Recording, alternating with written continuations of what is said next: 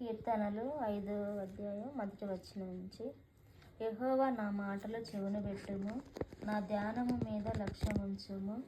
నా రాజా, నా దేవా, నా ఆర్తధ్వని ఆలకించుము. నిన్నే ప్రార్థించుచున్నాను. యెహోవా, ఉదయమున నా కంఠస్వరము నీకు వినబడును. ఉదయమున నా ప్రార్థన నీ సన్నిధిని సిద్ధము చేసి కాచియుందును. Psalms 5:4.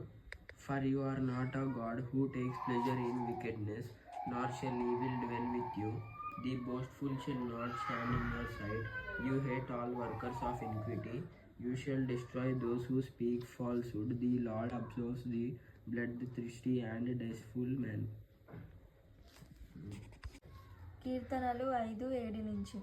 నేనైతే నీ కృపా అతిశయమును బట్టి నీ మందిరములో ప్రవేశించెదను. నీ ఎడల భయభక్తులు కలిగి నీ పరిశుద్ధాలయము దిక్కు చూచి నమస్కరించెదను. యెహోవా, నా కొరకు పొంచియున్న వారిని బట్టి నీ నిత్యానుసారముగా నన్ను నడిపింపుము. నీ మార్గమును నాకు స్పష్టముగా కనపరచుము. వారి నోట యథార్థత లేదు. వారి అంతరంగము నాశనకరమైన గుంట, వారి కంఠము తెచ్చిన సమాధి. వారి నాలుకతో ఇచ్చుకములాడుదురు. కీర్తనలు 5వ అధ్యాయం 10వ వచనం నుంచి.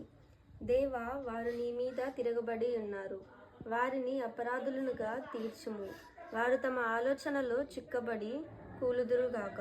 వారు చేసిన అనేక దోషములను బట్టి వారిని వెలివేయుము.